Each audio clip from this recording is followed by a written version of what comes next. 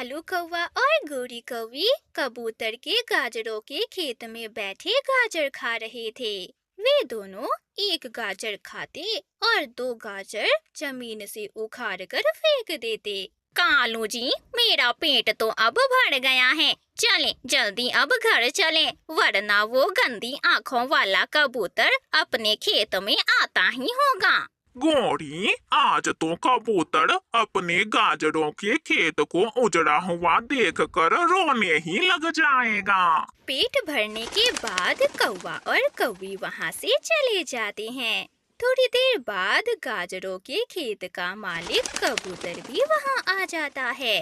कमबख्त किसी चोर ने मेरे गाजरों के खेत का क्या हाल बना दिया है। अरे, गाजर खाने के लिए होती है, यूं उजाड़ने के लिए नहीं। सारा खेत मेरा बर्बाद कर दिया उन्होंने। रोता हुआ बेचारा कबूतर चिड़िया के पास जाता है।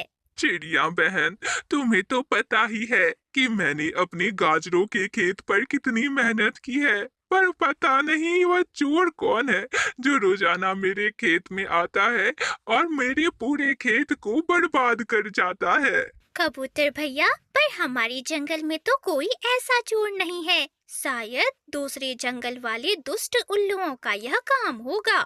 जिस दिन उस चोर को मैंने पकड़ लिया ना, मैं छोड़ूंगा नहीं उसे। और फिर कबूतर लोहार पक्षी चाचा समसम के पास जाता है। चाचा समसम, मुझे एक बहुत ही अच्छा फंदा बना कर दे। ऐसा फंदा जिसमें पक्षी फंसने के बाद भाग ना सके। ये लो, ये लोहे का फंदा है। जैसे ही कोई जीव इस फंदे से टकराएगा वह फंस जाएगा और भाग नहीं पाएगा। ये फंदा बहुत मजबूत है। मैं चली, उड़ती उड़ती मैं चली, अपने माँ के घर मैं चली। ऐसे गाना गाते हुए और झूमते हुए गोरी कौवी अपने माँ के पास जाती है। माँ, कैसी हो? कुछ खाया पिया भी है या भूखी ही बैठी हो? अरे क्या बताऊं बेटी, हमारे जंगल में तो कल से ही सूखा पड़ा हुआ है। खाने के लिए जंगल में एक दाना तक नहीं है। अरे माँ, ये बात आपने मुझे पहले क्यों नहीं बताई? चले, आप मेरे जंगल चले। आपको पता है, मेरे पति कालू जी ने गाजरों का खेत उगाया है। चले, उस खेत से थोड़े गाजर खा लें। क्या कालू ने गाजरों का खेत उगाया है? अरे, मेरा दामाद इतना मेहनती कब से हो गया? माँ, अब कालू जी बड़े मेहनती हो गए हैं। माँ, आप मेरे साथ चलें और मीठे मीठे गाजरों को खाएं। वे मीठे मीठे गाजर खाकर आप बहुत खुश हो जाओगी। चिड़िया बहन, आज जो भी होगा वो फंस जाएगा। आपको पता है, मैंने अपने गाजरों के खेत में एक लोहे का फंदा लगा दिया है। कबूतर भैया, कहीं ऐसा ना हो कि चोर आपका वह फंदा देख ले और फंदा ही चुरा कर वहाँ से भाग जाए। अरे नहीं नहीं चिड़िया, वो लालची चोर आज जरूर फंसेगा। आज वो फंदा नहीं देख पाएगा और उस फंदे में वह जरूर फंसेगा। कालू जी, चले, आज माँ भी मेरे साथ आई है। कालू बेटा, गोरी ने मुझे बताया है कि आपका गाजरों का खेत है। वही खेत कालू जी, जिससे हम रोज गाजरें खाते हैं, वो हमारा ही खेत है ना? ये सुनकर कालू भी समझ जाता है। हाँ हाँ, चलो सब मिलकर जाते हैं और बहुत सारे मीठे मीठे गाजर खाते हैं। और फिर तीनों कौवे कबूतर चाचा के खेत पर जाते हैं। माँ, तुम ये गाजर खाओ, ये गाजर बहुत मीठे हैं। अरे रुको रुको बेटी, पहले ये वाली गाजर तो मैं पूरी खा लूं। अरे नहीं नहीं माँ, आधी खाकर आधी गाजर फेंक दो, ऐसे ना पेट नहीं भरता। चलो माँ, दूसरी गाजर खाओ तुम। कालू कौवा भी मजे ले लेकर गाजरें खा रहा था। माँ, तुम यहाँ आओ, यहाँ देखो, यहाँ तो मीठे मीठे अंगूर और केले भी हैं। लगता है कोई पक्षी हमारे खेत में इन फलों को भूल गया है। बेटी, मुझे केले के छिलके उतार के दो। बहुत दिन हो गए मैंने केला नहीं खाया। गोरी कौवी जैसे ही केला लेने के लिए जाती है कि वह फंदे में फंस जाती है और उसका पूंछ उस लोहे के फंदे में जाकर अटक जाता है और सायरन भी बजने लगता है। सायरन की आवाज सुनकर कबूतर मोटी लाठी लेकर वहां पहुंच जाता है। कालू कौवा और गोरी की माँ जल्दी से उड़कर पास में ही एक पेड़ पर जाकर बैठ जाते हैं। माँ, माँ बचाओ, बचाओ मुझे माँ, माँ बचाओ। कबूतर तो दे दनादन गोरी कौवी की पिटाई करनी शुरू कर देता है। मुझे नहीं पता था कि ये सारी करामत तुम दुष्ट कौवों की है। तुमने मेरी सारी फसल बर्बाद कर दी। माँ, माँ मुझे बचाओ, बचाओ माँ। और फिर गोरी की माँ थोड़ा हौसला करके वहाँ आती है। कबूतर बेटा, बस एक बार इसे माफ कर दो। मुझे सब मालूम हो गया है कि इन्होंने तुम्हारा बहुत नुकसान किया है, पर बेटा एक बार मेरे कहने पर इसे माफ कर दो। माँ, अब मैं फिर कभी इस खेत की तरफ मुंह भी नहीं करूँगी। आज अगर तुम्हारी माँ साथ ना होती ना तो मैं तुम्हें जान से ही मार देता। और फिर कबूतर गोरी कौवी को छोड़ देता है और गोरी कौवी रोती हुई अपनी माँ के साथ वहाँ से चली जाती है। अरे वाह, क्या जंगल है हमारा। सुंदरता में तो हमारी जंगल की बात ही कुछ अलग है। वाह वाह, कितना सुंदर जंगल है हमारा। तभी राजू चिड़े के पास एक अनजान चिड़िया उड़ती हुई आई। अरे चिड़े, मैं कितनी देर से तुम्हें देख रही हूँ। तुम किससे बातें कर रहे हो? और तुम्हारे आसपास तो यहाँ कोई भी नहीं है। फिर तुम आखिर किससे बातें कर रहे थे? अरे मैं तो बस जंगल की सुंदरता पर बातें कर रहा था। वैसे चिड़िया, मैंने तुम्हें यहाँ पहले कभी नहीं देखा। तुम कौन हो और कहाँ से आई हो? मैं इस जंगल में नई आई हूँ और मेरा नाम रानो चिड़िया है। वैसे मुझे भी आपकी तरह यह जंगल बहुत सुंदर लगा, इसलिए मैं इस जंगल में रहने चली आई। क्या आपका नाम भी रानो चिड़िया है? आपको पता है मेरी पत्नी का नाम भी रानो ही है। बहुत अच्छी है मेरी पत्नी। रानो चिड़िया भी अपने पति को उस चिड़िया के साथ बातें करते हुए देख लेती है। ये कौन चिड़िया है भला? आज से पहले तो मैंने इस चिड़िया को अपने जंगल में कभी नहीं देखा। और मेरे पति राजू जी इस चिड़िया से बातें क्यों कर रहे हैं? अरे, क्या नाम बताया आपने अपना? राजू ना? राजू चिड़े, इस जंगल में मैं नई हूँ और इस जंगल में मेरा कोई अपना दोस्त नहीं है। क्या तुम मुझसे दोस्ती करोगे? और इतना कहकर वह चिड़िया दोस्ती के लिए अपना पंख आगे करती है। अरे हाँ हाँ, क्यों नहीं भाई, आज से तुम मेरी पक्की दोस्त हो। और फिर राजू चिड़ा भी उस चिड़िया से दोस्ती कर लेता है और यह सब देखकर रानो चिड़िया भी अपने घर चली जाती है। आज राजू चिड़ा उस चिड़िया को पूरा दिन अपने साथ लेकर जंगल घुमाता है। रानो चिड़िया, देखो अब मैंने तुम्हें पूरा जंगल अच्छे से घुमा लिया है, तो अब तुम अपना घोंसला अच्छी तरह से कहीं भी सुरक्षित बना सकती हो। अब मैं घर चलता हूँ, मुझे बहुत देर हो गई है। उस नई चिड़िया की मदद करके राजू चिड़ा अपने घर चला जाता है। दोस्तों, अगर आपको हमारी यह कहानी पसंद आ रही है तो आप इस कहानी को लाइक और हमारे चैनल को सब्सक्राइब करना ना भूलें।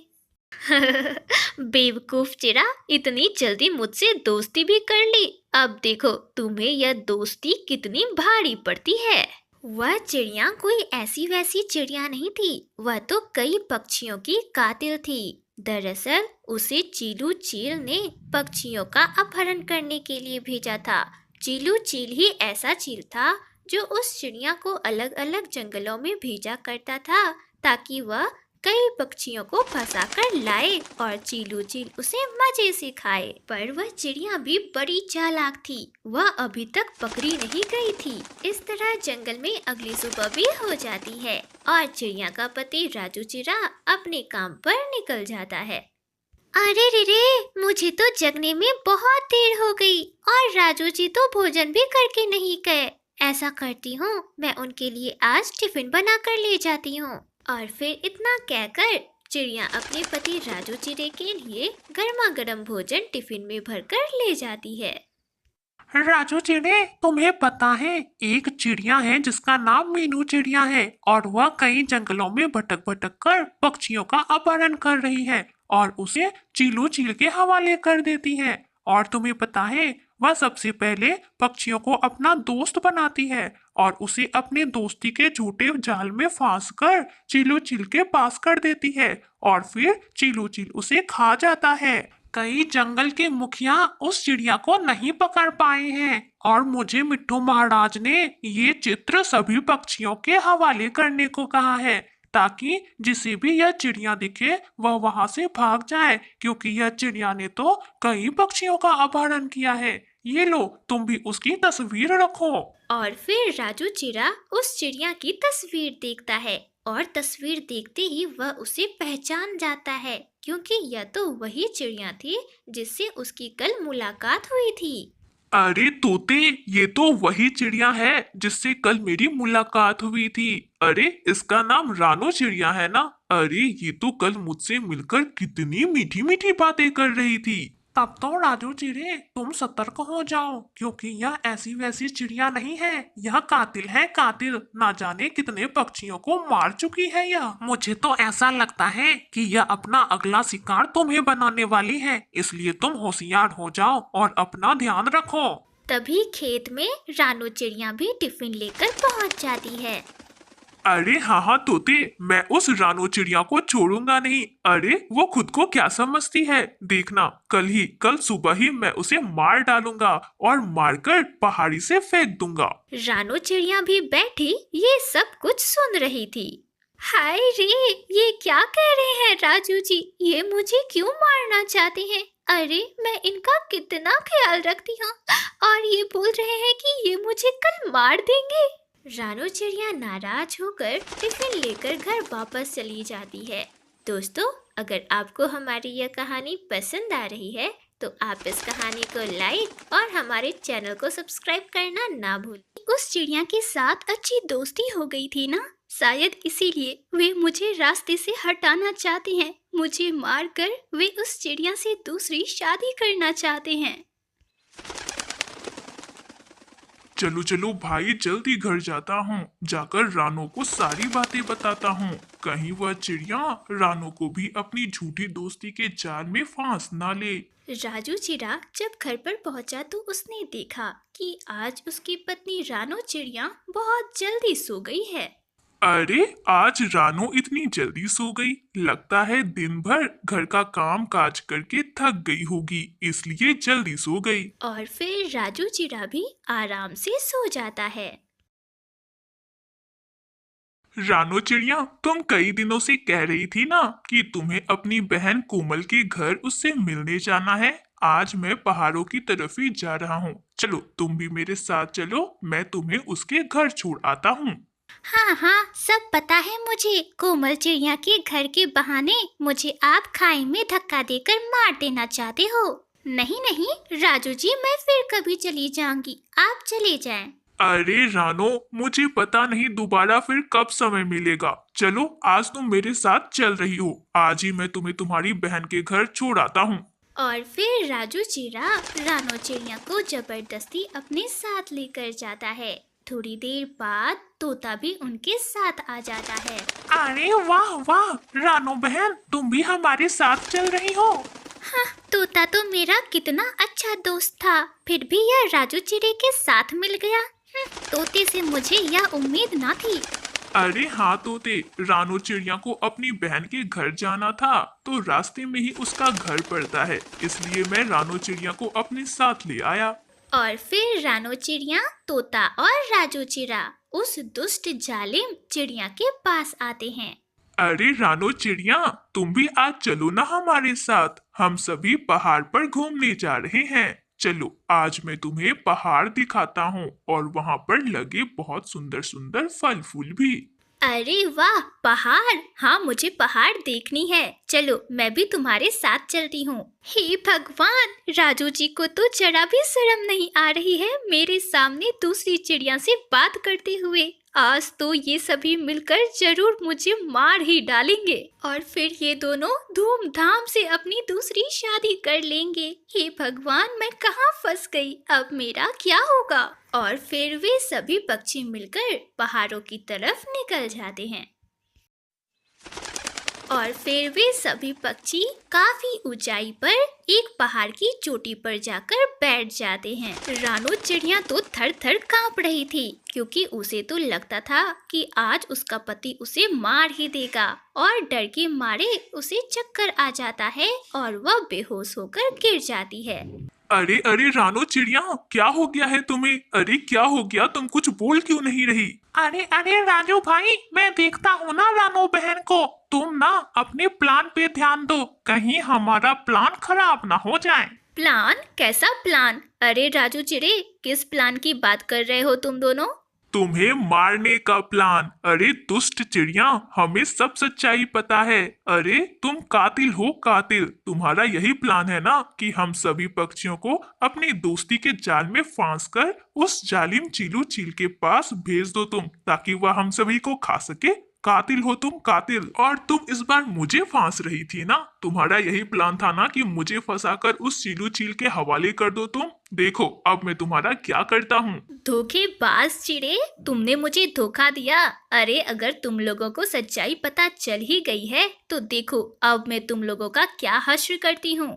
तोता अपने साथ एक छोटा चाकू लाया था और राजू चिड़ा उसी चाकू से उस चिड़िया को मार देता है और उसे पहाड़ से फेंक देता है। तोते चलो, आखिरकार बुराई का खात्मा हो ही गया। चलो अब रानो चिड़िया को जल्दी से उल्लू वैद के पास लेकर चलते हैं। पता नहीं रानो को आखिर क्या हो गया। और फिर राजू चिड़ा अपनी पत्नी रानो चिड़िया को अपने साथ लेकर उल्लू वैद जी के पास जाता है। थोड़ी देर बाद रानो चिड़िया को भी होश आ जाता है। हाय रे, मुझे मार डाला। अरे राजू जी, मैं नहीं रही, आप लोगों ने मुझे मार ही डाला ना। अरे रानो, तुम ये क्या बहकी बहकी बातें कर रही हो? मैं भला अपनी पत्नी को क्यों मारूंगा? अरे मैं जिंदा हूँ, मैं जिंदा हूँ। पर राजू जी, आप तो मुझे मारकर उस चिड़िया से शादी करने वाले थे ना? ये तुमसे किसने कहा? कल मैंने आपकी और तोते की सारी बातें सुन ली थी। आप कह रहे थे ना कि मैं रानो चिड़िया को जान से मार डालूंगा। अच्छा अच्छा, अब पता चला मुझे कि तुम मेरे साथ आने के लिए क्यों मना कर रही थी और तुम इतनी डरी हुई भी क्यों थी। कितनी भोली हो तुम रानो चिड़िया। अरे तुम्हें गलत फहमी हो गई थी। वो चिड़िया थी ना, उसका भी नाम रानो चिड़िया ही था और वह बहुत बड़ी कातिल थी और इस बार वह मुझे अपना शिकार बनाने वाली थी और मैं उसे ही मार डालने की बातें कह रहा था इस तोते से। और आज मैंने उस रानो चिड़िया को मार डाला और पहाड़ी से फेंक भी दिया। अगर मैं उसे नहीं मारता ना तो ना जाने वह हमारे जंगल के कितने पक्षियों को चीलू चील के हवाले कर देती। पर अब उसको मार डालने के बाद हमारा जंगल अब सुरक्षित है। अजय राजू जी, आप मुझे माफ कर दीजिए, मुझे माफ कर दीजिए। मैंने आपको कितना गलत समझा। राजू जी, मुझे माफ कर दो। अरे छोड़ो माफी मांगना, तुम तो मुझे ये बताओ कि अब तुम ठीक तो हो ना? हाँ हाँ राजू जी, मैं बिल्कुल ठीक हूँ। चलिए राजू जी, अब हम अपने घर चलते हैं।